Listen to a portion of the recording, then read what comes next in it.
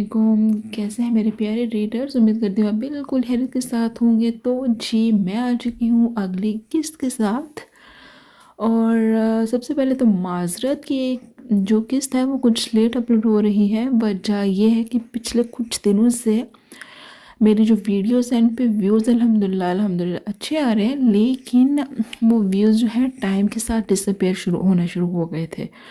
اس لیے پھر میں نے سوچا چلے کچھ گیپ لے کے ویڈیو اپلوڈ کرتے ہیں، کیونکہ جب ویوز ڈسپیئر ہو رہے ہیں تو اس چیز کا کوئی فائدہ نہیں ہو رہا مجھے نا۔ لیکن آپ دیکھتے ہیں یہ ویڈیو اپلوڈ کر کے کہ کیا صورتحال ہوتی ہے۔ لیکن چلیں جی، آپ لوگوں کا تو انتظار ختم ہوا، اور ایسا ہمیشہ کی طرح یہی کہوں گی کہ پلیز چینل کو سبسکرائب کریں، ویڈیو کو لائک کیا کریں، کامنٹ سیکشن میں بتایا کریں۔ اور جو آج کی ایپیسوڈ ہے اس میں اب ایک نیا کپل بھی انٹروڈیوس ہو رہا ہے، ایک نئی لڑکی بھی علمان شاہ کی زندگی میں آئے گی۔ اب دیکھتے ہیں ان کی لو سٹوری کیسے شروع ہوتی ہے اور کیسے کس اینڈ پہ ختم ہوگی۔ تو جی اب ہم اپنے ناول کی طرف چلتے ہیں بغیر کس طرح کا وقت ضائع کیے۔ اس سے پہلے میں یہ گزارش کروں گی، اگر آپ لوگ وائس اوور نہیں سننا چاہتے تو بے شک میوٹ کر لیں، اسپیڈ اپنے حساب سے سیٹ کر لیں۔ آپ لوگ اپنے کمفرٹ کے حساب سے ویڈیو دیکھا کریں۔ اگر آپ خود انجوائے نہیں کر رہے ہوں گے تو جی مزہ نہیں آئے گا پھر آپ کو پڑھنے کا۔ میں یہ کہوں گی کہ اپنے حساب سے جو ہے وہ ویڈیو کی سپیڈ سیٹ کر لیا کریں۔ اور اب ہم اپنے ناول کی طرف چلتے ہیں اس دعا کے ساتھ کہ آپ لوگ جہاں بھی رہیں خوش رہیں، مسکراتے رہیں، مجھے بھی اپنی دعاؤں میں یاد رکھا کریں۔ چلیں جی، کیس نمبر 6 ہے، اب کب کا کہا ہے۔ منیبا نے اس سے پوچھا جو سوچوں میں گم تھی۔ ایک ہفتے سے وہ شاہ اینڈ کو کے چکر ہی لگا رہی تھی، مگر اسے صاف نظر آ رہا تھا یہ جاب نہیں ملے گی۔ کہہ رہے تھے کہ ہم انفارم کر دیں گے۔ وہ سادگی سے کھویا ہوئی، بیٹا یہاں سے تو ہمیں جانے میں دن بھی کم رہ گئے ہیں، مالک مکان نے صرف 1 ہفتے کا ٹائم دیا ہے کہ گھر حالی کر دیں۔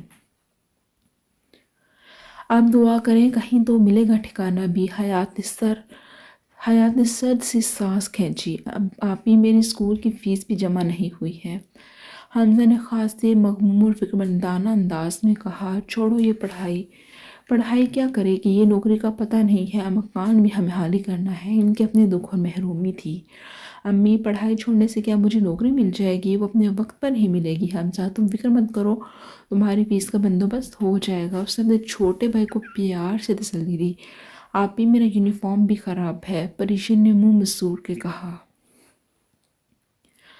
اس کا دونوں دماغ خراب کر دینا، ہم پہلے ہی پریشان ہیں، تمہاری پڑھائیوں کا بوجھ کتنے خرچ ہیں، کچھ سوچا ہے؟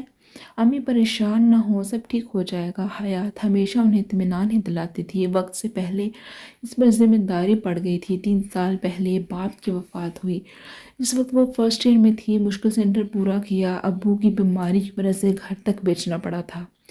پھر حیات نے ایک اسکول میں جاب کی، مگر وہاں کی تنخواہ سے بھی گزارا مشکل ہوتا تھا۔ سوچا کہ کسی بھی کمپنی میں جاب کرے گی تو کچھ تو تنخواہ بڑھے گی اور گھر کا کرایہ وغیرہ نکل آئے گا۔ امی لوگوں کے کپڑے سلائی کر دیتی تھی، مگر لوگ بھی ایسے تھے کہ ان کی غریبی اور مفلسی کا فائدہ اٹھاتے تھے، کم پیسوں پر سلائی کرواتے تھے۔ وہ بیچاری نہ ہونا بہتر کی بنا پر مان چاہتی تھی۔ مجھے کیا خبر تھی تمہارے ابو اتنی جلدی چلے جائیں گے، ابھی تو میرے بچے کسی مقام پر نہیں پہنچے تھے، میرے بچے پر اتنی سی عمر میں اتنی ذمہ داریاں پڑ گئیں۔ وہ تو رونے ہی لگی تھی۔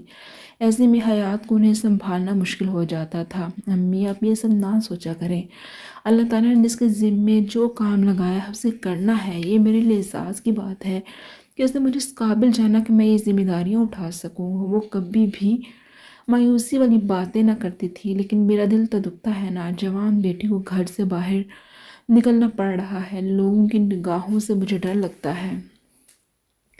وہ بھی روایتی ماں کی طرح سوچتی تھی کہ اپنی بیٹیوں کو زمانے کی غلیظ نظروں سے چھپا کر رکھتی۔ آپ دیکھیے گا، میں ایک دن جب نوکری کرنے لگوں گا تو آپ کو گھر سے نکلنے نہیں دوں گا۔ حمزہ پر عزم اور مضبوط لہجے میں بول رہا تھا۔ میں چاہتی ہوں تم خوب ڈھیر سارا پڑھو، بڑے آدمی بن جاؤ۔ ابھی اب کی شادی بھی تو ہوگی۔ حمزہ کو خیال آیا، میری تو یہی دعا ہے کہ تمہاری آپی کی جلدی شادی ہو جائے۔ ارے میں کیسے اپنے بچوں کو سنبھالوں گی؟ امی آپ اتنا مایوس ہو جاتی ہیں، حیات تعصب آواز میں ان کی مایوسی پر کہا۔ مجھے کیا کچھ نظر نہیں آ رہا؟ زمانہ کتنا آگے چلا گیا ہے، امیروں کے گھر گھستے ہوئے بھی لوگ نخرے کرتے ہیں، ہم تو پھر رہ گئے غریب، کون اس در پر آئے گا؟ سب سے بڑی ذمہ داری ہو تم، شادی جب ہونی ہوگی وقت پر ہو ہی جائے گی، ابھی مسئلہ جاب کا ہے، آپ دعا کریں وہ مل جائے۔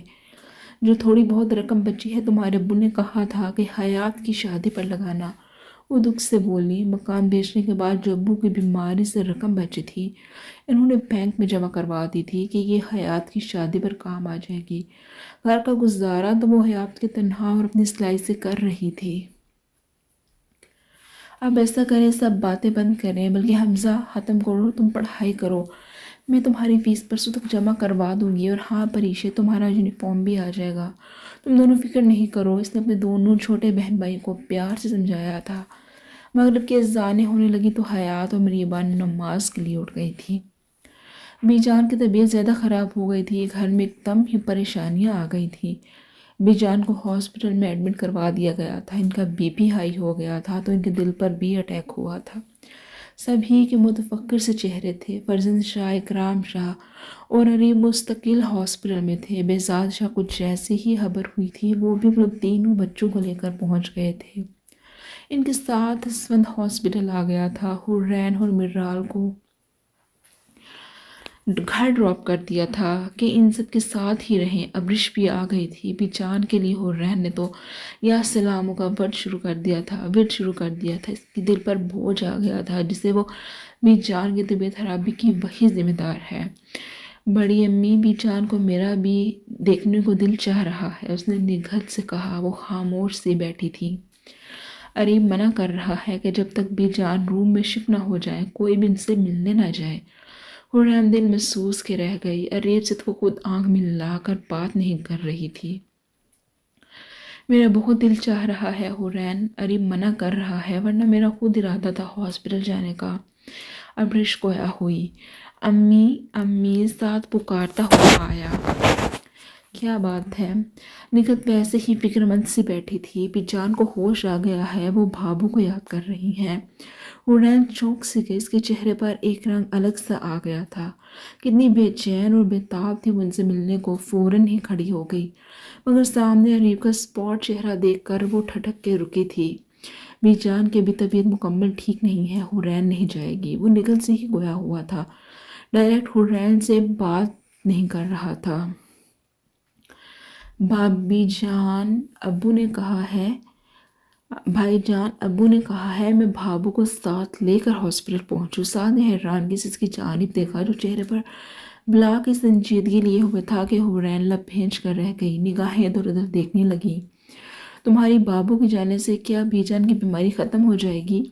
ارے بیٹا تم کیسی بات کر رہے ہو؟ نگہت کو حیرانی ہوئی کہ ان کا ایسا سلا جو بیٹا اور ایسی تلخ اور ناگوار بات کر رہا ہے۔ امی میں کچھ سوچ کر ہی بول رہا ہوں، حرین وہاں جائے گی تو بیجان اور روئیں دھوئیں گی، اس سے ان کی طبیعت اور زیادہ خراب ہوگی، کیونکہ ڈاکٹرز کہہ رہے ہیں کہ ان کا بلڈ پریشر نارمل لانا ہے۔ کوئی بھی ایسی بات نہ کی جائے جس سے ان کی دماغی حالت پر اثر پڑے۔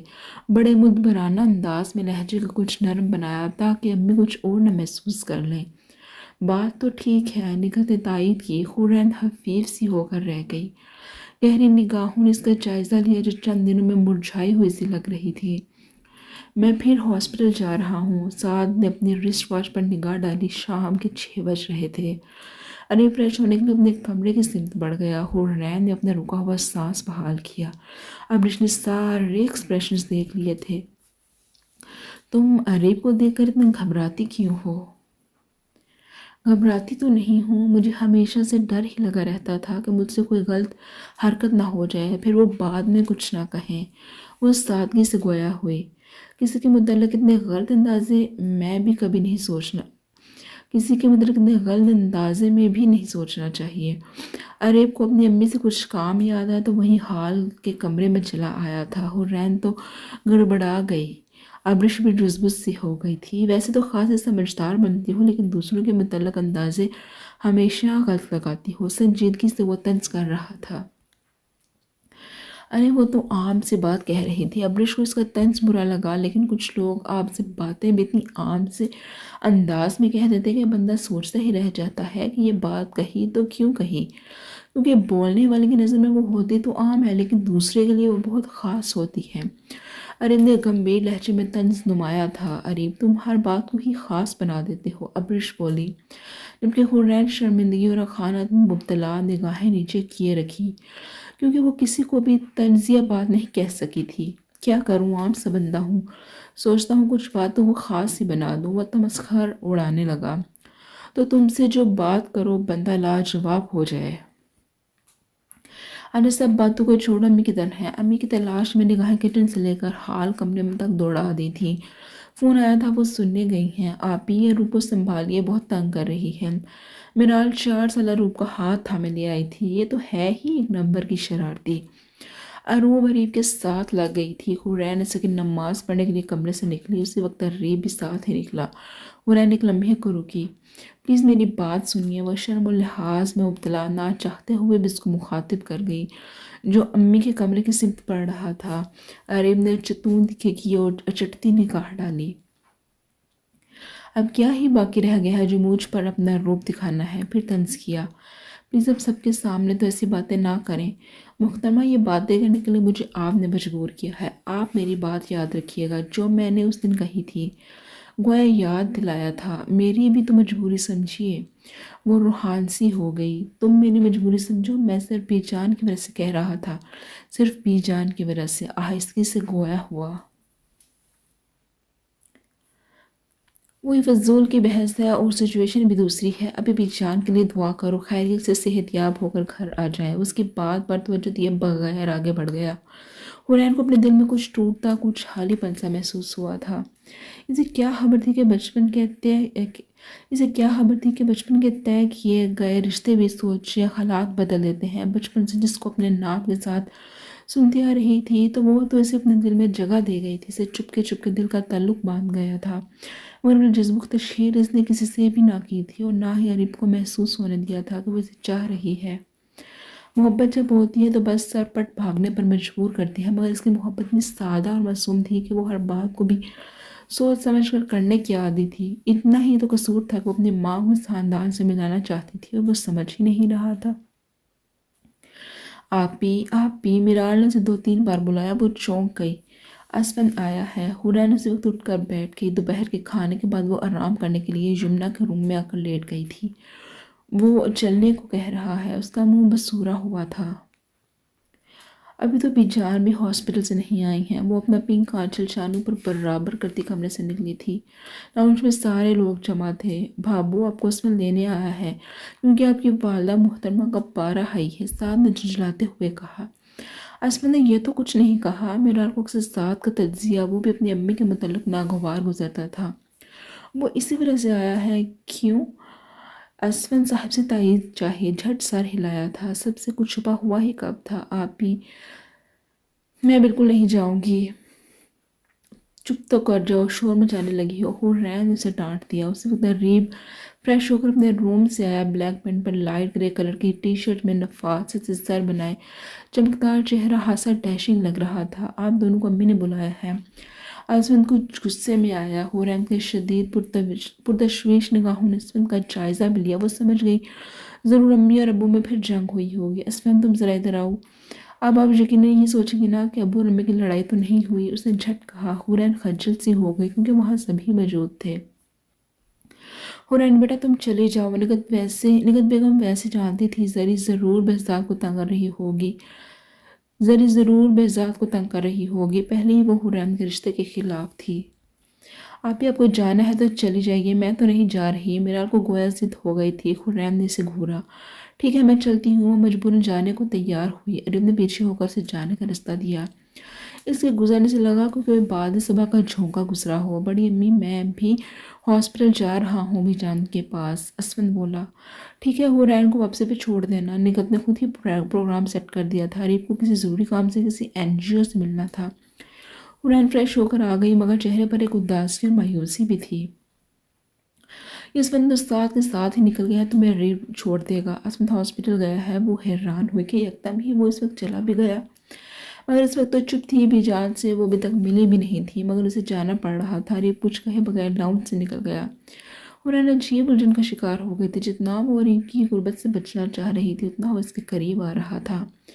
सबको खुदा हाफिज कहकर वो आ गई थी। फ्रंट सीट पर लब भेजे हुए बैठ गई थी। अरीब ने गाड़ी स्टार्ट कर दी। गुलाबी कपड़ों में शाम की सुरमई में उसका खूबसूरत चेहरा रेश रोशनी बिखेर रहा था। मेहरूती मेहरूती हाथों की उंगलियों को आपस में फंसाए जैसे वो गहरी सोच में थी। सोच में हलचल अरीब के मोबाइल की बीप से टूटा। Yes, Areeb speaking. गाड़ी साइड पर रोकर वो मोबाइल पर बात करने लगा। फिर था भी वो खासा मुख्तार बंदा, हर काम असूल से करने का आदी था। जी मैं आ ही रहा था। देखिए, लड़की का इंटरव्यू आप खुद कर लीजिएगा। खासी समझदार और जिम्मेदार लड़की है। हो रहा है चौंकी कि वो किस लड़की की बात कर रहा है। नाम उसका क़यात हसन है और बैचलर किया है सोशल वर्क में, उसका मेन सब्जेक्ट था। वो बता रहा था। ओके जी, मैं खुद आकर आपसे बात करता हूँ, आधा घंटा लगेगा। उसने मुख्तसर बात की और मोबाइल ऑफ कर दिया। गाड़ी भी स्टार्ट कर दी। हुरैन का जहन उलझ गया। कौन लड़की है जिसके लिए वो बात कर रहा था? तुम कल आ जाना क्योंकि बीजान कल तक डिस्चार्ज होकर घर आ जाएंगी। जी अच्छा, कोशिश करूँगी। वो सर झुका के गोया हुई। कोशिश करोगी? क्या मतलब है? तुम्हें आना है, मैं मना तो नहीं कर रही हूँ। जाने क्यों इस लम्हे वो कुछ छिट सी गई थी, क्योंकि एक लंबी की टेंशन सवार थी। वो पता नहीं क्या कहेंगी। अरीब ने फहमाइशी निगाह डाली। वो लब कुचल रही थी। हासिल समझदार हुई तो मैं भूल ही गया था, तुम खुद सोच समझ लोगी। फिर वो तंज पर उतर आया। इतने में घर भी आ गया था। आप अंदर नहीं आएंगे? फ्रंट डोर का डोर खोल के वो उतरने लगी। अंदर तो हम आ चुके हैं, ये देखना बाकी है कि तुम कब आती हो। लहजा जुमानी था। वो मारी हया के निगाह ना उठा पाई। हुरैन, एक बात तुमसे करनी थी। वो बगैर तमहीद बांधे मुखातिब करने लगा। वो जाने के लिए पुश्त घुमा चुकी थी। चौंक कर रुक गई। अगर बीजा ने इस दौरान शादी की जिद की तो सोच के रखना कि इस बार तुम क्या तर्जीह पेश करके रुकोगी। इसने निगाह विंडो स्क्रीन से बाहर जमाई हुई थी। हुरैन का इस लम्हे दिल धड़ धड़ करने लगा था, क्योंकि मैं हमेशा बुजुर्ग की हर बात को अहमियत देता हूँ। वह फिर चोट के साथ जताया। सोच कर रखना कि तुम्हें आगे करना क्या है। आप क्या समझते हैं शादी मसले का हल है? वो उल्टा सवाल कर गई। ऑफ कोर्स मेरी नज़र में तो सबसे बड़े मसले का हल यही है, लेकिन मेरी नज़र में बिल्कुल नहीं है। वो ज़िद पर उतर आई। हद से ज़्यादा खुद पसंद अक्लमंद होना भी बदअक्ली की निशानी होती है। वो गाड़ी स्टार्ट कर चुका था। अभी मज़ीद बोलने के लिए लब खोल रही थी। वह जा चुका था। दिल उसका रोने लगा। फिर वो मरे मरे कदमों से अंदर की जानिब बढ़ने लगी थी। दूसरे दिन भी जान को डिस्चार्ज होकर घर आना था। रिप को ऑफिस के और आउटडोर काम भी थे। सुबह तो वो जल्दी उठ गया था। लंच टाइम में घर आया तो देखा साद और अरमान दोनों यूनिवर्सिटी से आ चुके थे। तुम दोनों में से एक शख्स को मेरा काम करना होगा। अरिम ने बारी बारी दोनों पर निगाह दौड़ाई। साथ तो नीचे कारपेट पर फ्लोर कुशन पर सर रख कर लेटा था, जबकि अरमान सिंगल सोफे पर अपने मोबाइल के साथ लगा हुआ था। भाईजान, मैं तो बहुत थका हुआ हूँ। मैं तो बिल्कुल नहीं। साथ साद ने फौरन हरी झंडी दिखा दी। अरीब ने इसके निशाने पर धमोका जड़ दिया। साद सुस्ती और काहली की भी एक हद होती है। हर बात इतने इत्मीनान से बोलता था कि सामने वाला बंदा सुलग ही जाता। सुधर जाओ साद, अगर कुछ डील मिली है तो ये मेरी वजह से। ब्रदर, आपका ये एहसान है, मैं कभी नहीं भूलूंगा। वो हर बात मजाक में उड़ाता था। यार मैं मजबूर हूँ, मुझे बाहर की भी एक मीटिंग देखनी है। वो कुछ गुस्से में आया। अरमान से कहीं से बहुत शौक है काम करने का। कड़वट ली और आंखें बंद कर ली थी। सोने का तो वैसे ही से बहुत शौक था। इसे तो मैं बाद में निपटूंगा। यार अरमान, तो मेरे साथ चलो। अरे लड़के, खाना तो खा लो। निकत बेगम से ढूंढती हुई चली आई। अम्मी, लंच का टाइम नहीं है, मुझे ज़रूरी जाना है। वही कहकर अरमान के साथ बाहर निकला। अरमान ने कुछ भी नहीं पूछा था कि जाना कहाँ है। तुम्हें इस एड्रेस पर पहुँचना है और हाँ, साथ बैठे रहना, क्योंकि वो लड़की कुछ डरी सहमी भी है। तफसीर बताने के बाद कार्ड थमाया। मैंने जो सोचना था वो सोच लिया है। वो तो जैसे इसके आगे कोई बात सुनने को ही तैयार ना थी। शुक्र करो हमें इतना अच्छा इंसान मिला है। अल्लाह ताला ने हम गुनहगारों की कोई तो बात पसंद आई होगी जो हम पर मेहरबान है। मुनीबा इशा की नमाज के लिए वज़ू करने लगी थी। हयात लब काटते हुए अंदर चली गई। उसे कल के लिए भी तैयारी करनी थी और अभी तो उसे अपने रब के खजूर शुक्राने के भी नफल अदा करने थे, जिसने उसकी परेशानी और फिक्र کم ہو گئی تھی، سیدھے شکل برا سانس لیا، دل سے دعا سن لی گئی تھی، اور اسے لگ رہا تھا کہ اس کی ساری عریب کو بھی دعائیں دے رہی ہے جس نے سب کا اتنا خیال رکھا۔ کل سے وہ بالکل ہی گمسم ہو گیا تھا، اس مہوش کی ہر ادا، ہر انداز اس کے ذہن پر چھپ گیا۔ جو بھولے سے بھی تو اس کی جانب نہیں دیکھ رہی تھی، اس کی آواز میں ایسی نغمگی تھی کہ اس کی سانس سماعت جیسے بس اس کی ہی ہو گئی تھی۔ پروقار انداز اور پرتمکنت پیشانی، وقت سے پہلے ہی تو وہ اپنی عمر سے زیادہ سمجھداری کی باتیں کر رہی تھی۔ ذرا بھی تو نہیں لگ رہا تھا کہ یہ چھوٹی سی ہے، کہ اس کے انداز میں اعتماد تھا، مگر اس کی نگاہوں میں حیا اور شرم تھی، جس کو بڑے سی چادر میں لپیٹ اس کے پہلوں میں بڑے محتاط انداز میں بیٹھی تھی۔ کئی بار وہ گاڑی ڈرائیو کرتے ہوئے ڈسٹرب بھی ہوا تھا، اس لیے دل اکسا رہا تھا کہ اس ملکوت حسن والی پری کو دیکھتا ہی رہے، جو اپنے حسن سے لگتا تھا بالکل ہی بے بہرا ہے۔ کیا بات ہے، میں دیکھ رہا ہوں کہ کچھ خاموش سے ہو، سعد نے پرتشویش انداز میں پوچھا۔ ارمان تو گڑبڑا ہی گیا۔ نہیں تو، وہ ہکلایا۔ یار کیا ہو گیا ہے؟ اس کے تو بکھلانے اور گڑبڑانے کو فرمائشی انداز میں دیکھنے لگا تھا۔ کچھ نہیں ہوا، مجھے تو لگتا ہے اس بار پکا کچھ تو ہو ہی گیا ہے، جلدی بتا کون ہے، کیسی ہے؟ سعد نے اس کے زانوں پر ہاتھ پھیرا۔ ارمان تو بدک کے پیچھے ہی ہو گیا۔ یار ایک حرکت مت کیا کرو، تم تو ایسے بدکتے ہو جیسے کسی لڑکی نے ہاتھ لگا لیا ہو۔ اس نے ارمان کا منی کھیسی تمسخر اڑایا۔ بکواس نہ کر، وہ جھجک گیا۔ اچھا چل اب میں موڈ ٹھیک کر، یہ بتا کیا سوچ رہا تھا؟ سعد آہستگی سے گویا ہوا۔ کچھ نہیں، وہ سیدھا ہو کر لیٹا۔ کسی لڑکی کے بارے میں تو سوچ نہیں سکتا تھا، بقول تیرے پاس فضول ٹائم نہیں ہے۔ اور کیا میرے پاس تمہاری طرح فضول بکواس کا ٹائم نہیں ہوتا؟ جھٹ کہا۔ میں تو ارمان یہ سوچتا ہوں کہ تو اتنا خوش مزاج سا کیوں بنا رہتا ہے؟ ہاں، تمہاری طرح فضول ہانکتا رہوں، وہ طنز لہجے میں بولا۔ اب ایسی بھی نہیں ہانکتا ہوں، ہر وقت مستقبل کا ہی سوچتا ہوں، وہ گہرے سوچ کے ساتھ گویا ہوا۔ اور تم دیکھنا، میرال کو میں ہی لے کر اڑوں گا، تم دونوں کی بنتی تو ایک لمحے کو نہیں ہے، ساری زندگی کیسے بنے گی؟ ارمان نے تمسخر اڑایا۔ بنا تو میں لوں گا، لیکن پہلے اپنی لائف بنا لوں، پھر ہی تو آگے کی بناؤں گا۔ اسے ساتھ کو کچھ لمحے بغور دیکھا۔ ایک لڑکی محبت میں کتنا بدل سا گیا تھا، اس کی ہر بات میں، فیوچر پلاننگ تک میں مرال کا ذکر ضرور شامل ہوتا تھا۔ کیا محبت کرنے والے اتنی ہی بے فکر ہوتے ہیں؟ مجھے کیوں اتنی غور سے دیکھ رہے ہو؟ وہ چھنپ گیا۔ اس لیے دیکھ رہا ہوں کہ ایک آدمی کو ایک عورت کہیں کا نہیں چھوڑتی ہے۔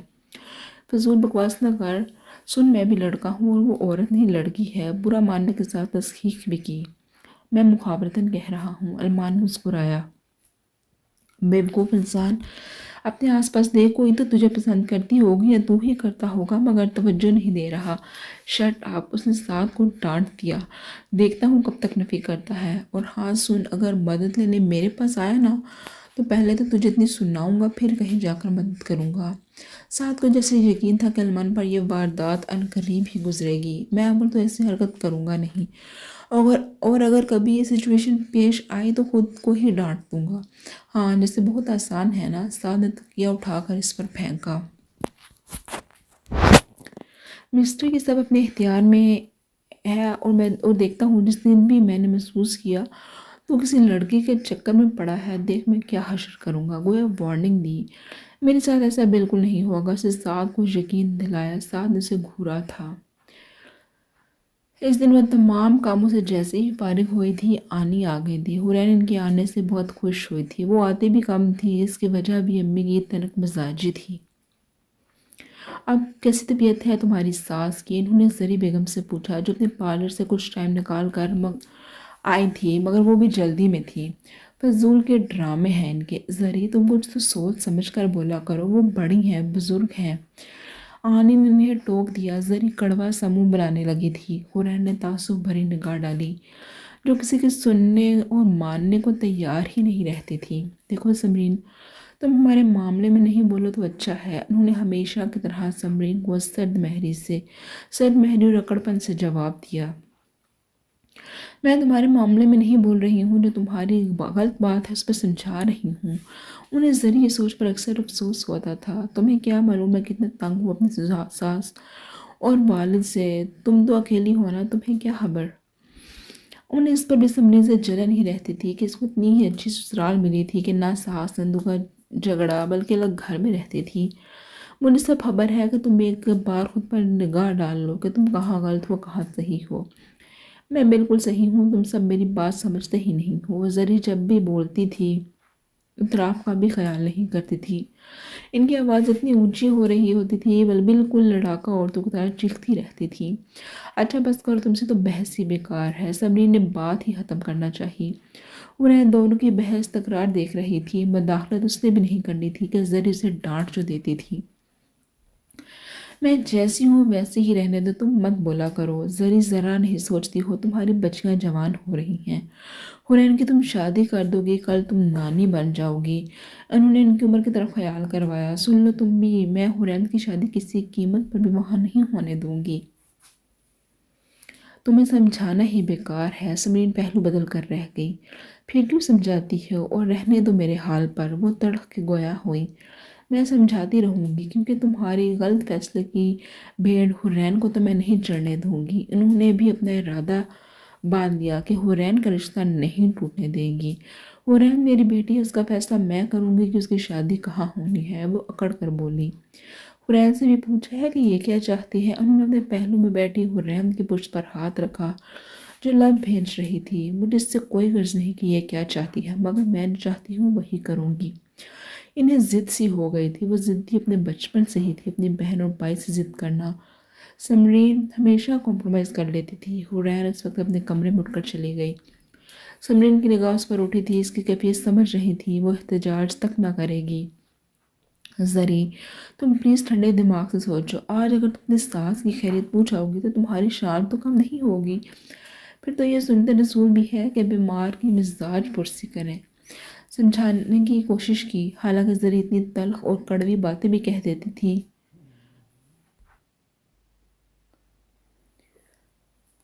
हमेशा कॉम्प्रोमाइज़ कर लेती थी। हुरैन इस वक्त अपने कमरे में उठकर चली गई। समरीन की निगाह इस पर उठी थी। इसकी कैफियत समझ रही थी। वो एहतजाज तक नहीं करेगी। जरी तुम प्लीज़ ठंडे दिमाग से सोचो।